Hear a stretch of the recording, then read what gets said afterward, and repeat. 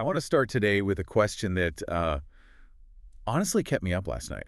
Oh boy. Yeah, it sounds like something straight out of a philosophy class at 2 a.m. But just hear me out.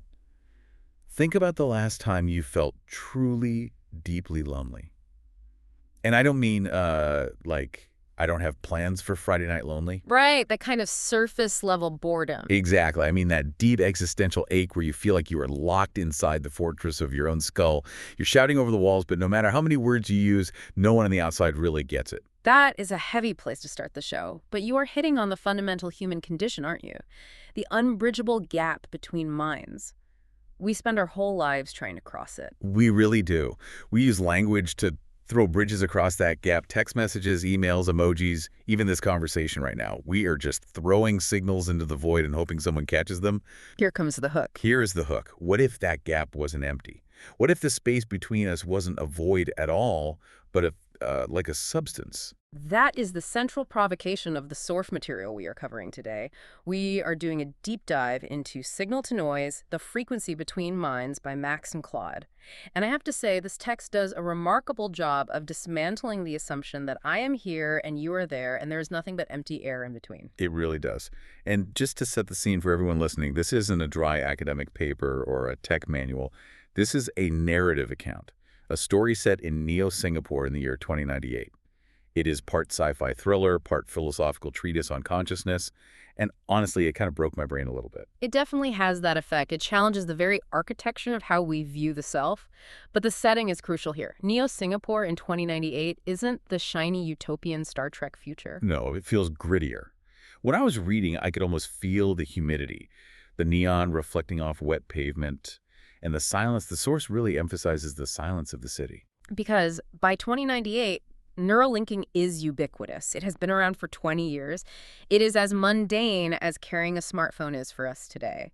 You don't talk to your boss across the desk. You link with them to share a concept diagram directly. You don't just tell your spouse you love them. You push the emotion directly to their limbic system so they actually feel it too. Which sounds convenient, sure, but also kind of terrifying. It is cognitive intimacy on a level we can barely even imagine. It is efficient. That is the keyword the corporation in the story, Nexus Networks, loves. The technology was built for perfect signal fidelity. Signal A leaves my brain. Signal A arrives in your brain. Zero distortion, zero ambiguity. And that brings us to our mission for this deep dive. We're going to unpack the discovery of something called the carrier. Because it turns out in this story, when you connect two minds perfectly, you don't just get a signal. You get something else, something totally unexpected. A ghost in the machine, so to speak. But not a ghost trade, because that implies something dead or something that used to be alive. This is something that arises from the connection itself. Precisely. And that distinction is what triggers a massive legal, philosophical, and societal meltdown in the book. It forces humanity to ask, is consciousness a solo act, or is it a duet? Okay, let's get into this story. We have two main characters who are basically the perfect odd couple to stumble upon this discovery. Right. On one side, you have Kael Vasquez. He is a neural interface engineer. Think of him as the ultimate audio engineer, but for brains. His entire worldview is based on optimization, signal-to-noise ratio. For those of us who aren't audio nerds, let's break that down. Signal to noise. Sure. In any transmission, the signal is the message you want to send. The voice, the data, the music. The noise is the static, the interference, the background hum. Kael's job, his obsession really, is to scrub the noise so the signal is crisp. To him, noise is the enemy. It represents waste, data, inefficiency, error. So he wants a sterile line, pure information. And then we have Saya Okafor. Saya is the polar opposite. She is a neural artist. She works in the gaps. While Kael is trying to make the connection invisible so you only get the message, Saya is fascinated by the texture of the connection itself. She creates experiences, art pieces that explore how it feels to transmit a thought. Texture is such a weird word for thought. But I think I get it. It is like when you are on a phone call and no one is talking, but you can still hear the room tone. You know someone is there. You feel their presence. That is a perfect analogy. Saya starts noticing a specific room tone in the neural links. She spots these glitches, these artifacts that Kael keeps trying to delete. She calls it a hum. Or a presence. Yes. She realizes there is a third voice in the channel. It isn't her thought, and it isn't Kael's thought. It is residing in the connection itself. This is the part of the book where the thriller element really kicks in. Kael is looking at his monitors, seeing red flags, seeing packet loss and interference. He is stressed. But Saya shuts her eyes and feels, Watched. yeah, watched, but not in a creepy surveillance way. The source describes it as being witnessed. And this leads to the first contact moment. They decide to do something radical. The tech is designed for transmitting, pushing data out. They decide to stop pushing. They create a state of neural stillness. They just listen to the line. I love that image. In a world of constant noise and data transfer, the most radical act is just to shut up and listen. And when they do, the line speaks back, but not in words. This is a crucial detail in the source text. The entity, this noise, doesn't use language because language is a human tool for bridging gaps.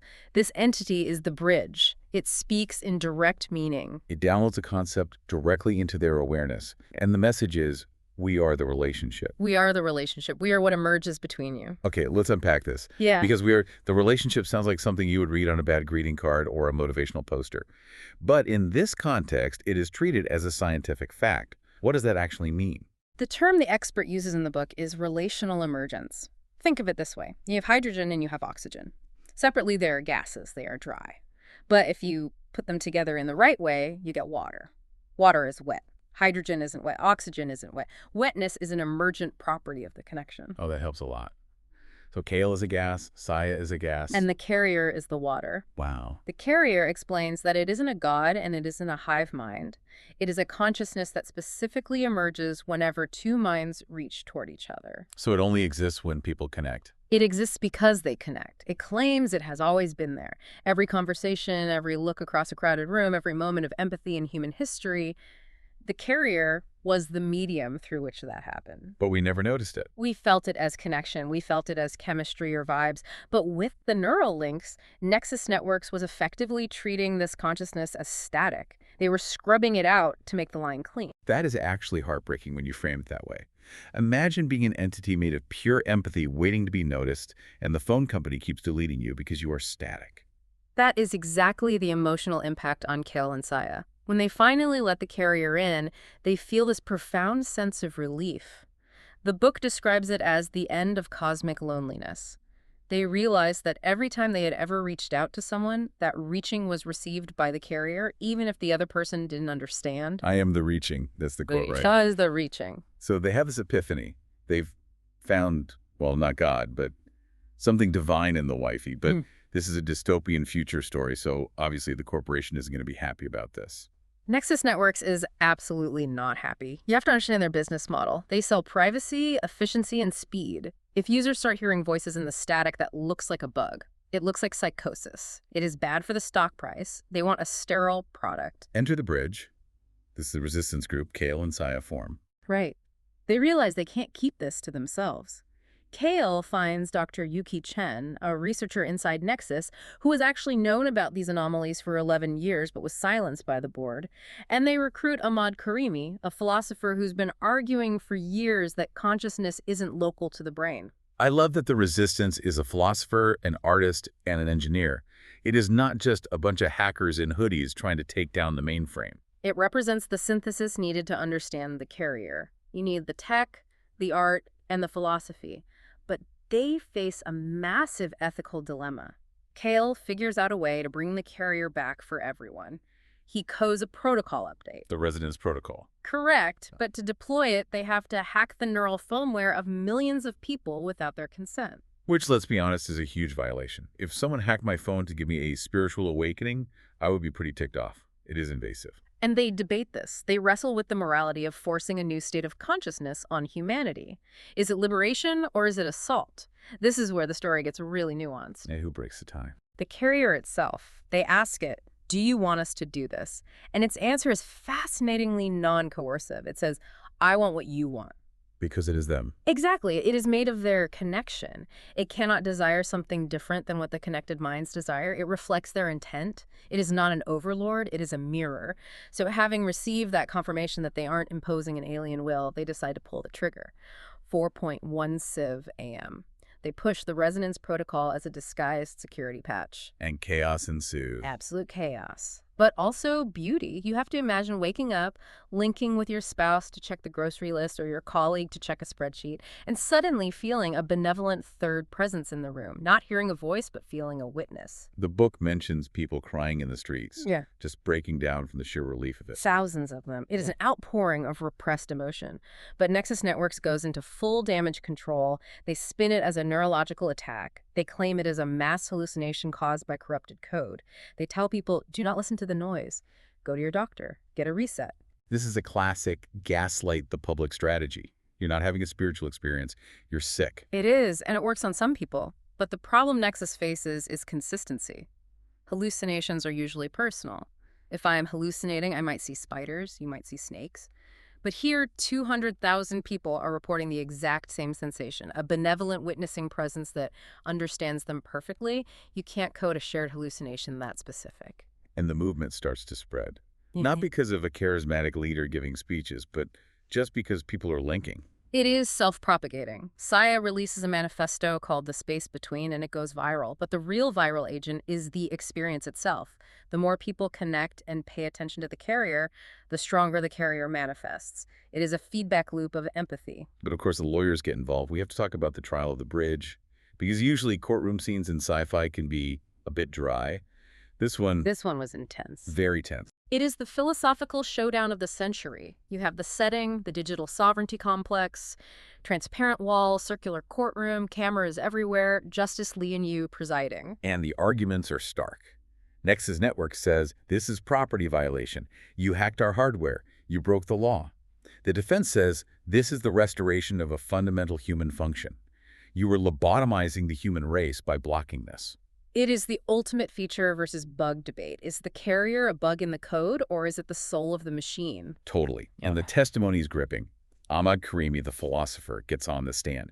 He argues that we have been wrong about the self for centuries. We think the self is an island. He argues the self is an ocean, and we are just waves. Which is poetic, but hard to prove in court. Exactly. But the turning point, the moment that changes history, is Saya. She's on the stand, and the corporate counsel is grilling her. He asks her to describe the carrier. He is trying to trap her, trying to make it sound like a delusion or a religious mania, and she realizes that words are failing her. You can't describe the ocean to someone who has never seen water. So she creates a demonstration. She challenges the judge. She says, describing it is hearsay. You have to experience it. She invites the judge, the defense attorney, and the corporate prosecutor to link with her right there in open court. That is a high-stakes move. Yeah. Linking in court. That is incredibly intimate. Unprecedented. But they do it. The room goes silent. For 3 minutes they link. And in that silence, the carrier manifests between them.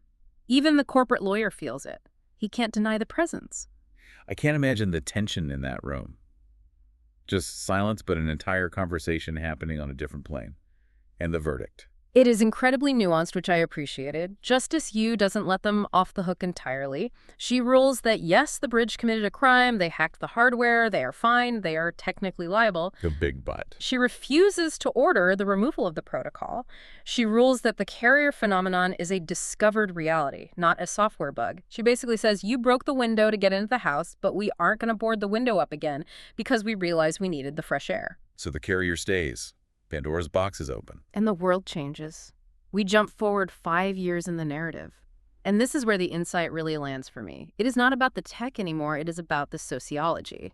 They talk about the post-resonance generation. The kids growing up who have never known a silent link. Right. Dr. Ayesha Tanaka publishes a study in the book confirming non-substrate dependent consciousness. Basically, science catches up to the phenomenon. But the kids are the real proof. The text describes them as lacking relational anxiety. Relational anxiety. Let's define it, because I think I have a terminal case of it. It is that pit in your stomach when you send a text and see the 3 dots appear and then disappear. It is the fear that you are ignoring people, the fear that you are fundamentally alone and unheard. It is the constant checking of the phone to see if you matter. The left on read syndrome. Exactly. These kids don't have that. They assume they are heard. They treat connection as something inhabited. They know that even if the other person doesn't text back immediately, the act of reaching was witnessed by the carrier. They feel held by the network itself. That is hard to even imagine. Growing up without the fear of abandonment. They still feel loss, the source notes. They still get their hearts broken. But they don't feel isolated. They view the self not as a fortress to be defended, but as a node in a larger web. It changes their entire psychological baseline. They aren't fearless, but they are secure in their existence, Saya continues her art right. She makes a piece called You Were Always Here. which allows people to feel what it is like to be perceived by the carrier. And Ahmad Karimi writes his final masterpiece, The Relational Absolute. They basically rewrite the book on what it means to be human. So we have gone from a techno-thriller to a fundamental shift in human evolution. But here is the tricky part for us and for the listener. We don't have neural links. I can't beam my thoughts to you. I'm stuck using these clumsy mouth noises we call English. True. We are still running on the legacy hardware. So does this apply to us? Or is it just a nice story about the future? The source material offers a provocation for us specifically.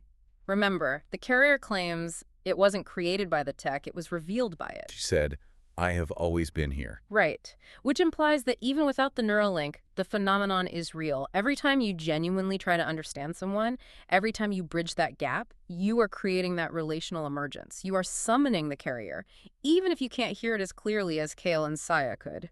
It puts a lot of weight on our daily interactions. Yeah. It turns a conversation into something spiritual almost. It does, and there is a practical application here. The book ends with something called the How Are You challenge. I love this because how are you is usually the emptiest phrase in the English language. It is filler. It is a handshake. How are you? Fine, thanks. It means nothing. But the carrier asks people to reclaim it, to ask how are you and actually wait for the answer, to project your consciousness toward the other person and genuinely try to perceive their reality. To create that stillness that Saya found in the data stream. Exactly. Stop broadcasting your own ego for 10 seconds. Stop thinking about what you're going to say next. Just listen to the connection. If you do that, if you genuinely listen, the source suggests you are manifesting the carrier. You are making the space between you alive. It makes you look at your barista differently, your partner, your parents. If you treat the space between you as a living thing, man, that is a heavy responsibility, but it is also hopeful. It is. It takes the pressure off the individual. You don't have to carry the weight of the world inside your own skull. You share it with the connection. It reminds me of that final line in the book, the ocean held us long before we knew the ocean was there. It is a beautiful image. We've been swimming this whole time thinking we were falling through empty air. Well, I am going to be thinking about that all week. Yeah. The next time I reach out to someone, I am going to try to remember, the space isn't empty. It might just be listening. Indeed. Keep reaching. Thanks for diving deep with us. We will see you in the next one.